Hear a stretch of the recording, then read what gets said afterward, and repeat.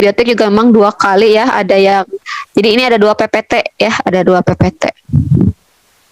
Nah, ini ya, kita sudah masuk ke obat-obatannya ya.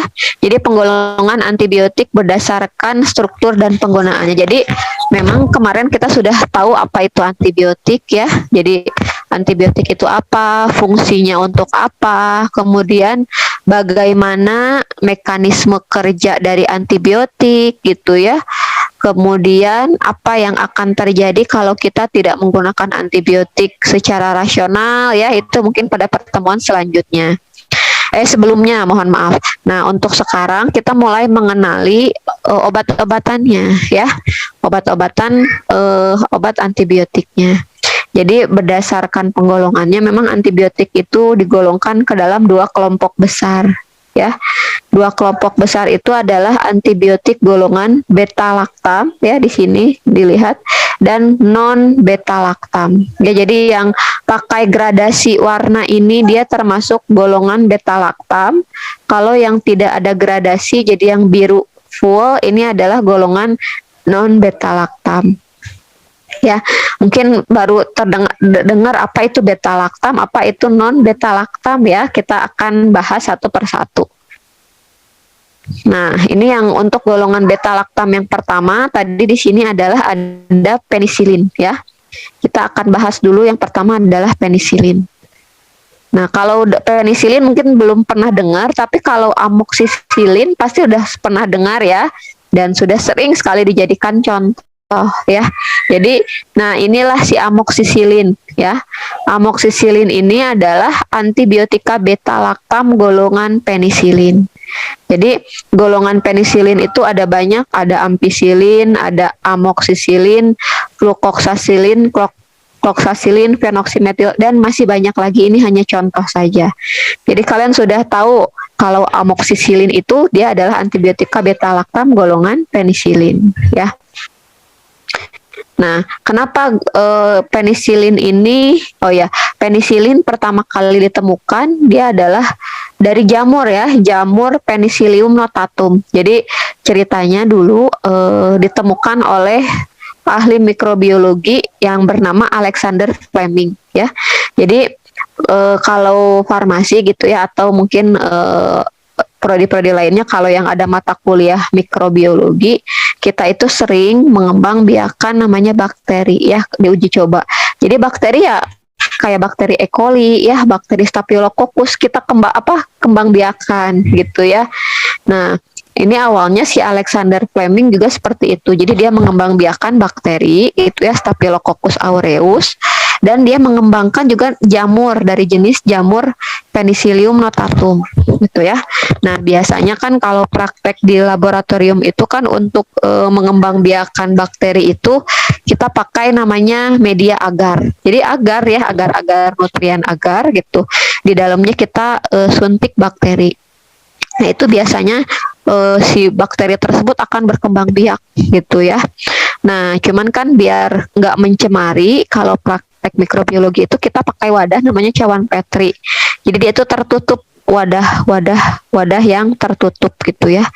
Nah, ini ada kejadian lucu. Jadi si Alexander Fleming itu ketika dia sedang mengembangbiakan si Staphylococcus dan Penicillium itu, dia lupa tidak menutup cawan Petrinya. Jadi si cawan Petrinya tuh nggak ditutup gitu. Kebayang ya kalau nggak ditutup seperti itu, wah pasti sebetulnya dia bakal mengkontaminasi udara di ruangan itu. Jadi satu ruangan itu pasti akan tercemar oleh bakteri tersebut gitu ya. Dia tinggalkan berhari-hari di lab gitu ya. Ketika dia pulang, aduh saya lupa, baru ingat gitu ya. Dan ternyata dia kaget bahwa ternyata si bakterinya Staphylococcus aureusnya itu dia tidak berkembang biak ya. Justru dia tetap gitu ya, atau bahkan cenderung mati.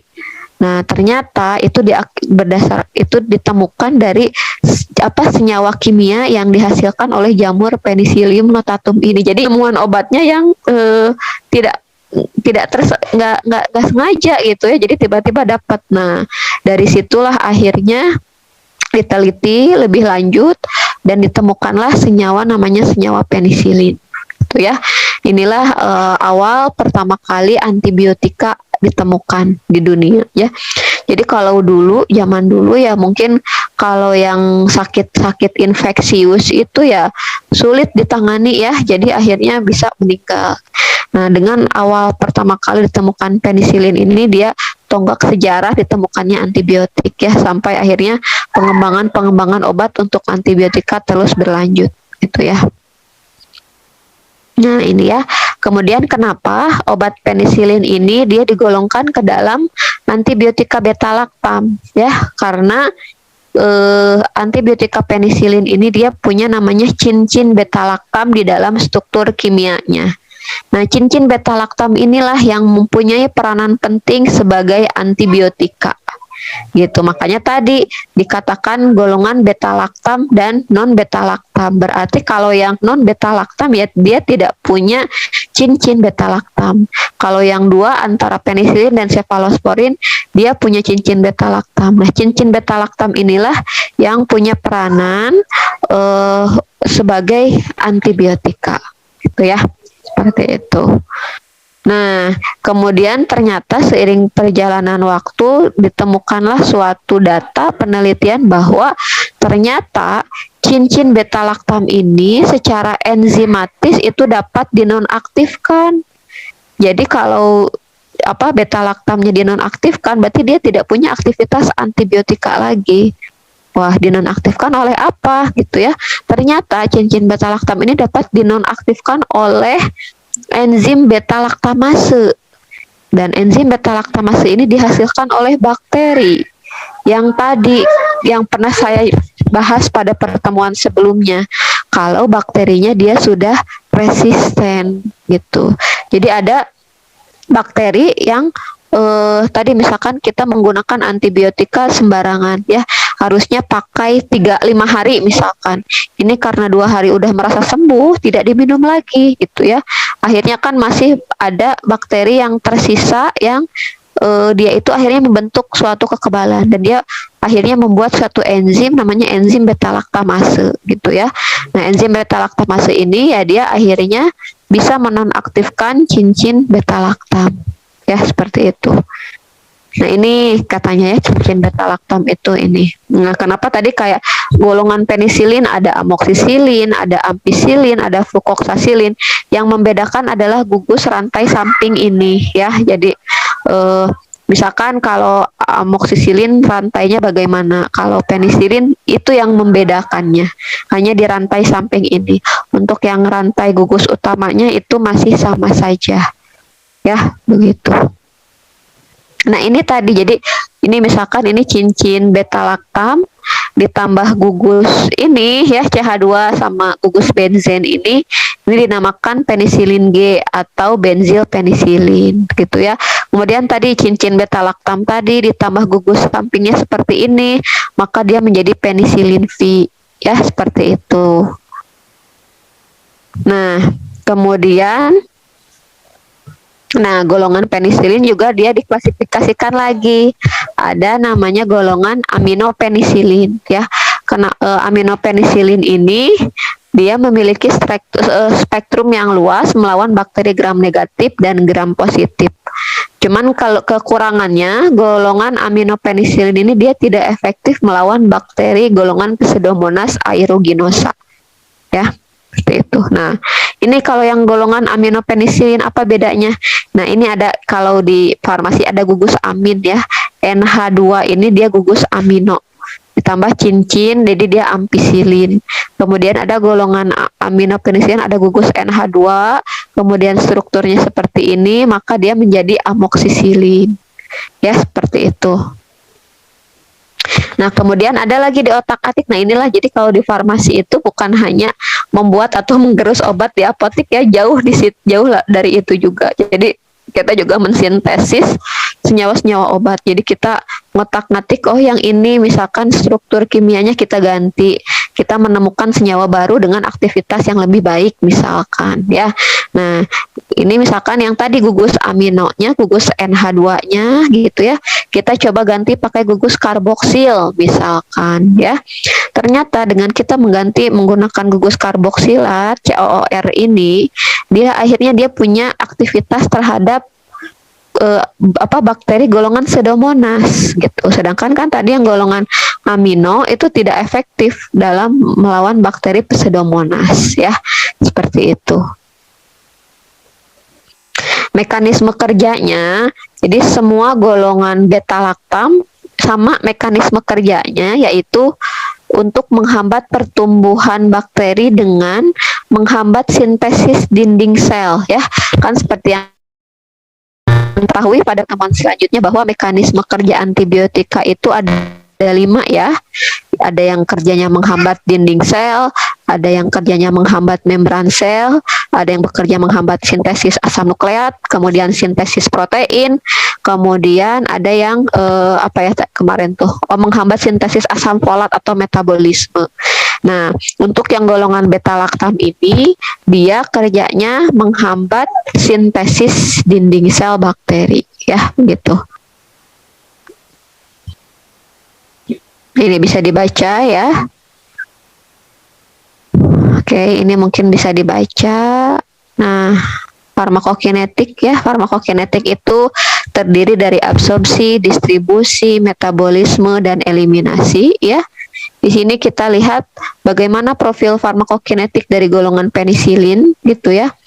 Untuk penyerapannya atau untuk absorpsinya, obat yang diberikan secara oral itu beda-beda profil absorpsinya ya, tergantung dari obatnya tadi ya. Kemudian kalau yang golongan metilsilin itu sangat mudah dirusak oleh asam lambung gitu ya, sehingga ada yang golongan penisilin namanya metisilin itu tidak ada sediaan per oralnya gitu ya, seperti itu. Ya, kemudian selanjutnya profil farmakokinetika selanjutnya adalah setelah absorpsi distribusi. Bagaimana golongan antibiotika penisilin ini dia terdistribusi di dalam tubuh ya. Untuk distribusi antibiotika ini dia akan terdistribusi secara baik ke seluruh cairan tubuh dan berbagai jaringan. Gitu ya. Jadi antibiotika ini dia akan bagus, dia akan berpenetrasi ke dalam mata, prostat, mohon maaf, tapi kurang baik kepada sistem saraf pusat gitu ya. Namun jika dalam kondisi pada saat peradangan, misalkan pada saat meningitis gitu ya, memang akhirnya penetrasinya bisa meningkat ke dalam sistem saraf pusat, sehingga bagus juga gitu ya kalau sedang dalam kondisi peradangan. Untuk ekskresinya, pengeluarannya golongan penisilin ini ekskresinya hampir 100% oleh ginjal ya. Jadi dikeluarkan lagi melalui urin. Penggunaan klinisnya karena spektrumnya luas tadi sudah diterangkan, baik itu dia sangat khasiat untuk bakteri gram positif dan gram negatif gitu ya, sehingga penggunaannya pun luas gitu ya. Kemudian untuk penisilin oral ya, sebetulnya seharusnya dikonsumsi atau tidak dikonsumsi setelah makan, terkecuali amoksisilin. Kalau amoksisilin boleh dikonsumsi setelah makan, ya. Kemudian ampicillin ya, oke, ini mungkin bisa dibaca ya, saya sedikit lewat saja. Kita akan masuk ke ini wanita hamil dan laktasi untuk golongan penisilin relatif aman ya. Ini informasi untuk kalian. Jadi untuk ibu hamil dan ibu menyusui antibiotika ini aman diberikan ya, seperti itu. Nah, kemudian golongan beta-laktam selanjutnya adalah cefalosporin ya. Cefalosporin, golongan cefalosporin. Nah, cefalosporin ini dia mirip sama dengan penisilin, yaitu dia punya cincin beta-laktam ya, sehingga dia termasuk dalam klasifikasi antibiotika golongan beta-laktam juga ya. Cuman bedanya kalau penisilin itu tadi ditemukannya dari jamur Penicillium notatum, kalau cefalosporin juga dia sama dari jamur, yaitu Cephalosporium acremonium. Karena sama dia punya cincin beta-laktam, maka mekanisme kerjanya pun sama ya, yaitu dengan menghambat sintesis dinding sel ya. Nah, untuk untuk cefalosporin kita ada 4 generasi. Ada generasi 1, generasi 2, generasi 3, dan generasi 4 ya. Nah, ini keberadaannya itu sangat diperhatikan. Maksudnya, jadi kalau misalkan dia di Vaskes 1, misalkan puskesmas, klinik, dia hanya diperbolehkan generasi 1 saja. Generasi 2 itu biasanya di Vaskes tingkat 2 ya, generasi 3 dan 4 itu di Vaskes kesehatan yang paling tinggi ya, tingkat 3 itu di provinsi ya, kalau kita mungkin di Hasan Sadikin dan lain-lain. Kenapa seperti itu ya? Tujuannya untuk mengkontrol agar tidak terjadinya resistensi. Jadi kebayangkan kalau yang generasi 4 misalkan, dia udah ada di puskesmas. Kalau akhirnya nanti kalau misalkan udah ada di puskesmas, kebayang dong kalau misalkan dia sudah tidak bisa tertangani, nanti kalau dilarikan ke rumah sakit yang lebih tinggi mau dikasih obat apa lagi gitu ya. Seperti itu. Jadi memang sangat bertahap ya pengadaannya. Nah, untuk generasi 1 dia hanya aktif untuk bakteri jenis kokus yang bulat-bulat. Jadi mungkin pernah saya berikan contoh gambarnya ya pada pertemuan sebelumnya, kan ada yang Staphylococcus, koku itu bulat ya, ada yang Bacillus kayak basil tabung gitu ya. Kalau kokus itu bulat gitu ya. Jadi kalau yang generasi 1 dia aktif terhadap kokus gram positif, namun dia tidak tahan terhadap beta laktamase gitu ya. Kalau yang generasi 2 dia aktif terhadap gram negatif termasuk Haemophilus influenza, ini yang bisa menyebabkan bakteri yang bisa menyebabkan meningitis ya, Proteus Klebsiella, gonokoki, dan kuman yang sudah resisten terhadap amoxicillin gitu ya. Dan ini untuk generasi 2 sudah sedikit tahan terhadap enzim beta laktamase. Kalau generasi 3 dan generasi 4 itu sudah, jadi kalaupun bakterinya dia sudah punya enzim beta laktamase, generasi 3 dan generasi 4 cefalosporin ini dia sudah masih bisa memberikan efek. Jadi dia sudah resisten justru ya, sudah resisten terhadap enzim beta laktamase. Oke, wanita hamil dan menyusui ya, untuk golongan cefalosporin ini jadi datanya masih terbatas. Cuman untuk yang generasi 1 ya dianggap aman bagi bayi ya, seperti Cefaclor, Cefotaxime, Ceftriaxone, dan Ceftazidime itu dianggap aman bagi bayi. Namun yang golongan selanjutnya itu masih belum ada data ya, apakah kebermanfaatannya lebih besar dibandingkan resikonya, seperti itu. Ini bisa dibaca mungkin ya. Nah, kita untuk yang selanjutnya sampai sini dulu. Apakah ada yang mau ditanyakan sebelum saya berlanjut pada satu PowerPoint lagi? Baik, kalau tidak ada kita lanjut ya. Ini juga tadi kalau saya paparkan banyak sekali ya non beta laktam itu. Banyak sekali, tapi tidak akan saya paparkan semua karena banyak sekali ya. Kalau mau dipaparkan mungkin kita butuh berapa kali pertemuan lagi ya, seperti itu. Jadi saya nanti akan paparkan yang umum-umumnya saja. Jadi nanti jangan sampai kalian nggak tahu amoxicillin itu obat apa ya gitu, jangan sampai nggak tahu, atau jangan sampai ada yang bilang itu analgetik ya, jangan sampai itu obat nyeri, jangan sampai seperti itu. Atau Cepadroxil obat apa gitu, jangan sampai nggak tahu ya. Tadi sudah saya terangkan itu adalah antibiotika ya. Nah, untuk yang selanjutnya ini adalah antibiotika yang golongan non beta laktam. Banyak ya, ini tuh lain-lain tuh masih banyak ya. Jadi ada yang golongan aminoglikosida, golongan tetrasiklin, golongan makrolida, kloramfenikol, quinolon, dan masih banyak lagi ya. Cuman jangan sampai nanti kalau kloramfenikol itu apa, obat apa? Oh, itu antibiotik ya. Tetrasiklin apa? Oh, itu antibiotik ya, seperti itu. Oke, kita masuk dulu. Yang pertama adalah kloramfenikol ya. Nah, ini kloramfenikol dia berbeda dengan antibiotika yang 2. Tadi kan kalau yang 2 dia masuk dalam antibiotika golongan beta laktam karena dia punya cincin beta laktam. ya. Nah, kalau chloramphenicol dia non beta lactam karena dia tidak punya cincin itu ya. Dia tidak punya cincin itu yang apa?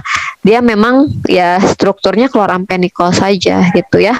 Kemudian sumbernya juga berbeda ya. Chloramphenicol itu dari jamur Streptomyces venezuela dan pertama kali itu mohon maaf sebentar. Oke, ini disintesis pada tahun 1949 ya. Ini struktur kimia dari chloramphenicol. Mekanisme kerjanya ya, chloramphenicol ini dia juga sama, spektrumnya luas, jadi dia efektif terhadap bakteri gram positif dan gram negatif. Kemudian nih ya, mekanisme kerjanya. Nah, kalau tadi kan yang dua yang golongan beta lactam itu mekanisme kerjanya menghambat sintesis dinding sel. Kalau si chloramphenicol ini mekanisme kerjanya menghambat sintesis protein. Gitu ya, menghambat sintesis protein.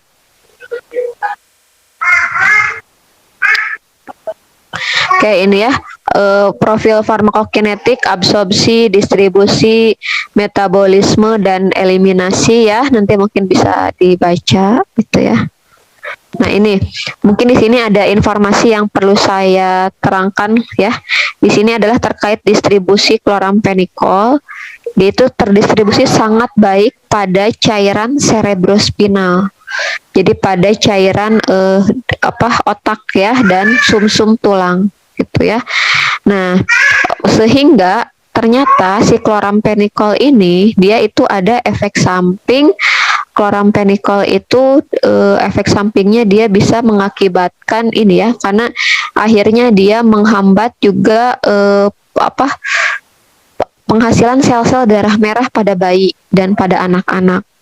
Karena tadi dia sangat berpenetrasi baik sekali pada cairan spinal sumsum tulang. Ya gitu. Sehingga chloramphenicol sebetulnya kalau untuk bayi dan untuk anak-anak jarang digunakan. Gitu ya. Nah, ini kontraindikasi ya pada pasien yang neonatus. Pada neonatus tidak boleh. Pasien dengan gangguan hati dan hipersensitif terhadap chloramphenicol. Nah, efek samping, nah ini tadi. Efek samping dari chloramphenicol itu gangguan sumsum tulang, sehingga tidak, itu untuk anak-anak ya, untuk anak-anak neonatus, kemudian pada ibu hamil juga tidak boleh, karena dikhawatirkan nanti masuk berpenetrasi ke sumsum tulang si bayi gitu ya. Itu yang apa akibatnya ketika chloramphenicol dia masuk ke sumsum tulang gitu ya, dia bisa menyebabkan namanya anemia aplastik. Jadi ya si anaknya dia mengalami anemia dan sifatnya irreversibel atau tidak dapat hilang ketika obat itu dihentikan penggunaannya. Gitu ya. Jadi kalau chloramphenicol sangat dikontraindikasikan, gitu ya. Nah, ini kalau dia diberikan pada bayi toksik berupa salah satu ciri-cirinya selain anemia aplastik, toksisitasnya pada bayi itu dia ada gray baby syndrome. Jadi anak bayi itu dia akan mengalami keabuan, gitu ya. Dengan ciri-ciri muntah-muntah, tonus otot menurun, hipotermi dan perubahan warna menjadi abu dan kolaps. Ya, seperti itu.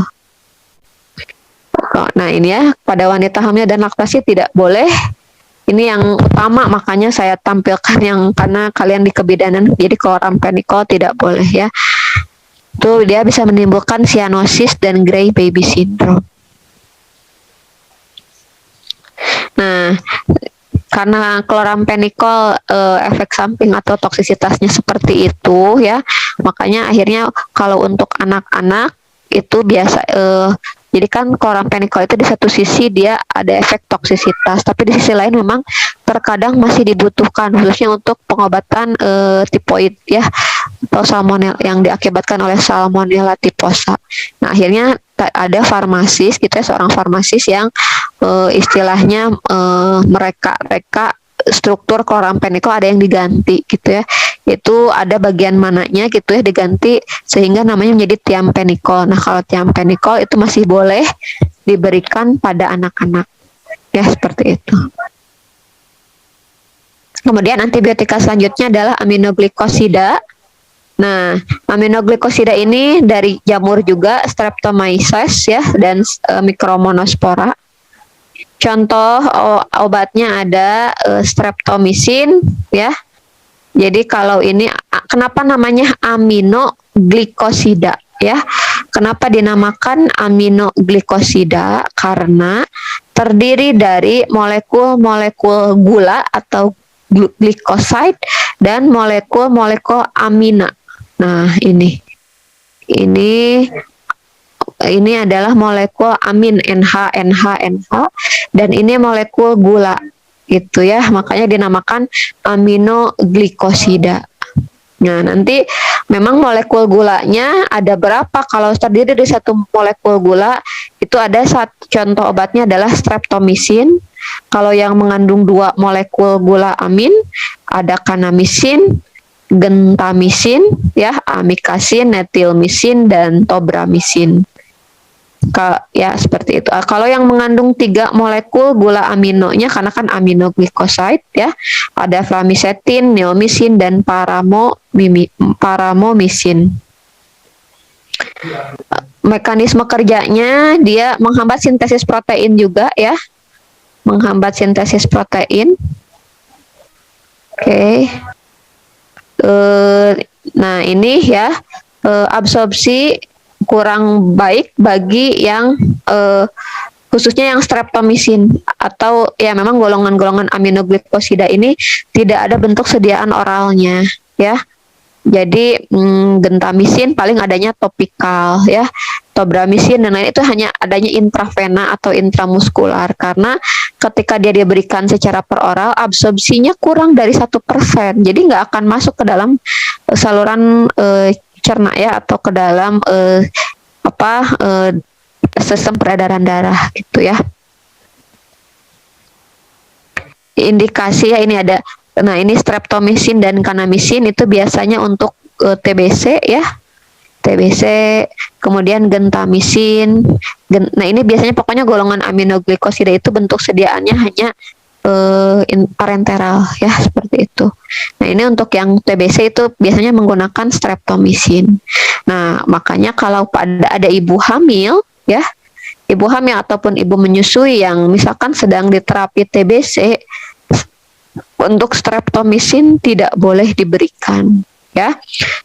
Kemudian kalau kita lihat di sini, ekskresi dari golongan aminoglikosida ini dia melalui ginjal, 100% di ginjal. Sehingga dikontraindikasikan pada pasien lansia ya.